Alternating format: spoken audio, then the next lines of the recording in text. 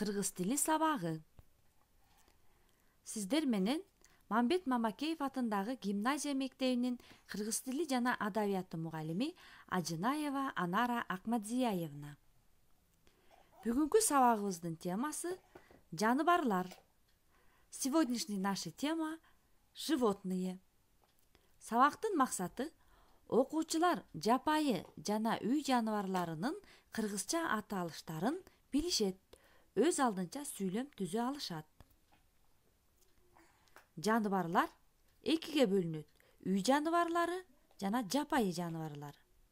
Домашние животные и дикие животные.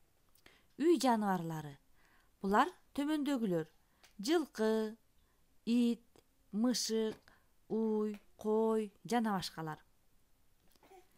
Жылкы на русском лошадь. Жеребенок кулун. Жылкы баласы кыргыз элинин турмушунда чоң мааниге ээ болгон. Мисалы, Манас атабыздын Ак кула деген аты болгон. Ак кула аты Манас атаны жолдошу, досу жана сактоочусу болгон. Как вы знаете, у кыргызов лошади имели большие значения. Например, у великого баатыра Манаса был конь по имени Ак-кула. Он не только был конем Манаса, но и другом, и спасителем. Үй жаныбарларына дагы кой кирет.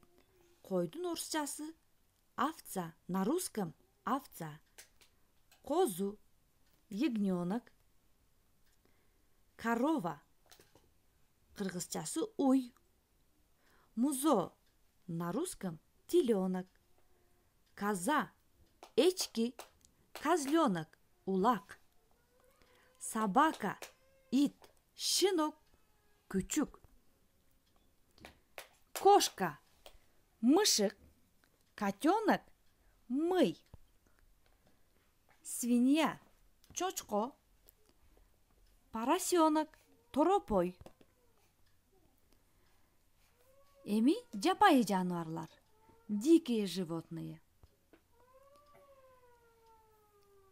Медведь, аю. Аю, на русском медведь. Карышкыр, на русском волк. Аркар, горный баран. Жолборс, тигр. Жылан, змея. Ильбирс, леопард. Марал, олень. Түлкү, на русском лиса. Жапайы жаныбарлар жогорудагылар болду. Эми жаңы сөздөр менен иштейли. Тоо, гара, амал көй, хитрый, мал, домашние животные. Канаты, крылья, сүт, молоко, пайдалуу, полезный. Эми төмөнкү сүйлөмдөрдү которобуз. Бугу маралдар тоодо жашашат. Туура, олени живут в горах.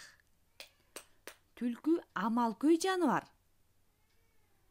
Лиса хитрое животное. Биздин ит мал кайтарат. Наша собака охраняет домашних животных.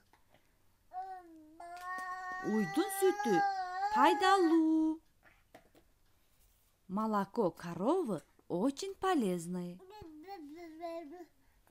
Сиздер менен бүгүн биз жаныбарлар жөнүндө сүйлөштүк. Көрүшкөнчө аман болуңуздар.